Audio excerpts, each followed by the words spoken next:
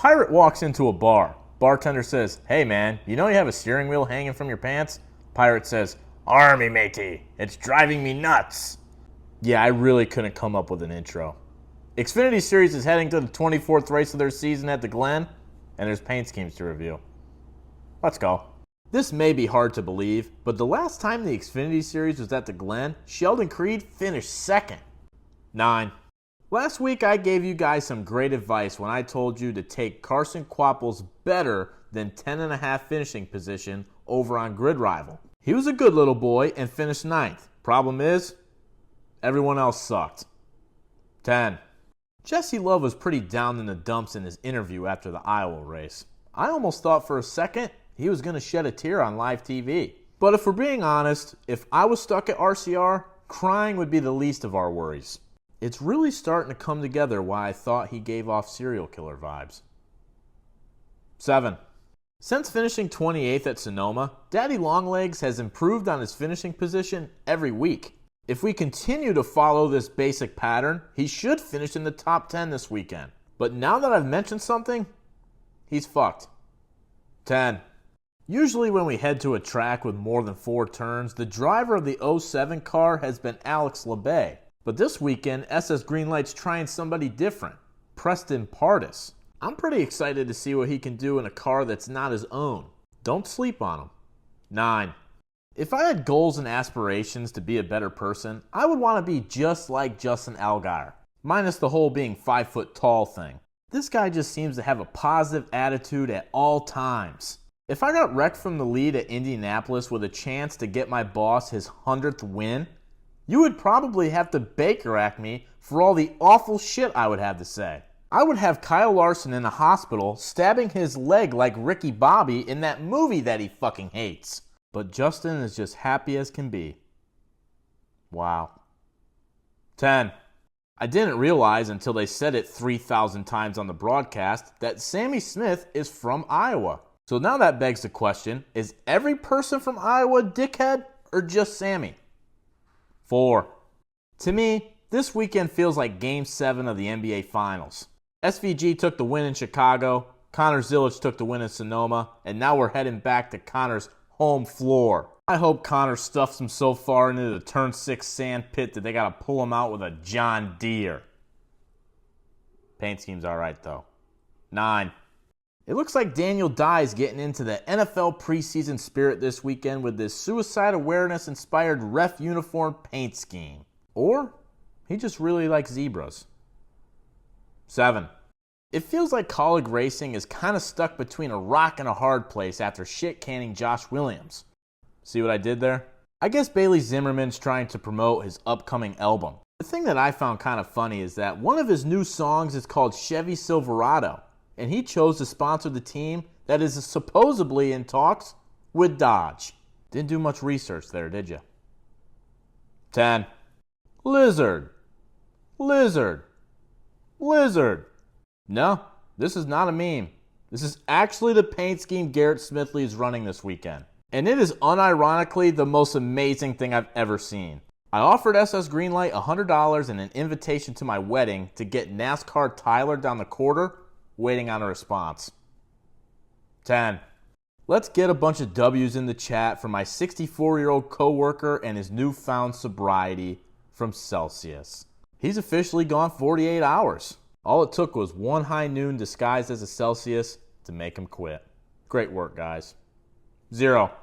Don't look now, but William Sawalich is on a roll. All that shit you guys have been talking, that can come to an end. I think he might just win a race soon. Just keep stacking top 10s, baby. 10.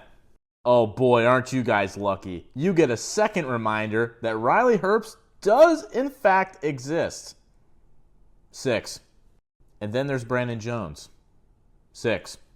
Austin Hill's back from his one-race suspension this weekend, but he's leaving all of his playoff points back in Charlotte because NASCAR took them.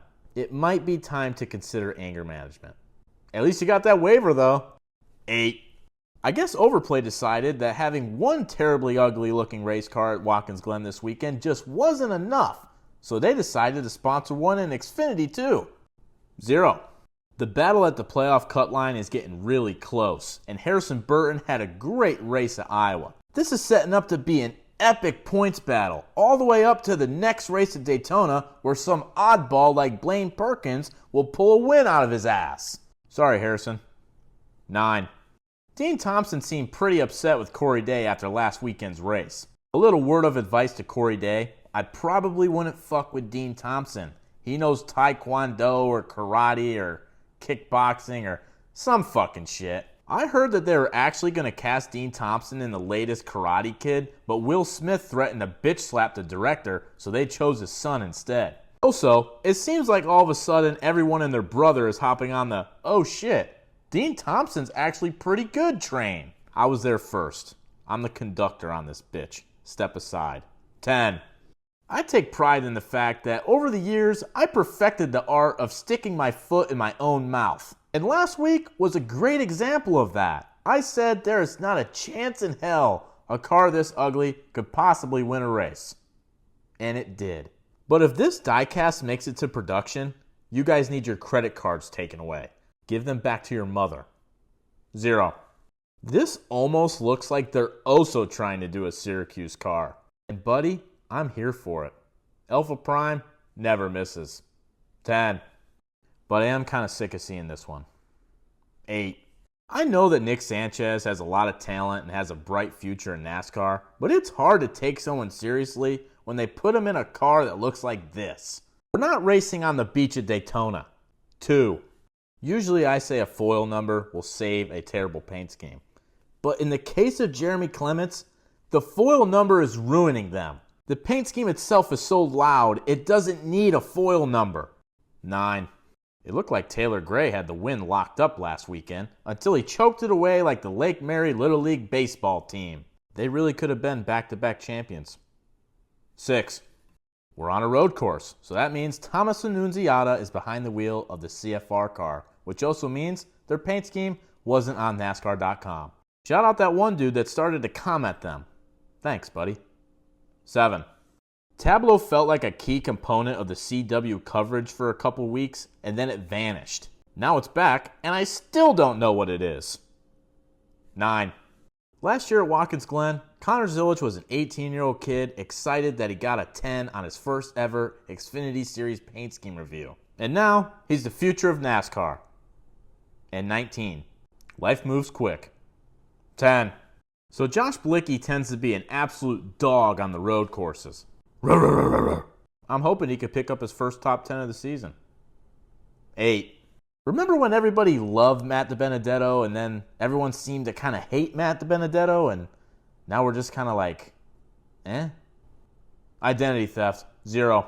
And the paint scheme of the week goes to Daddy Longlegs.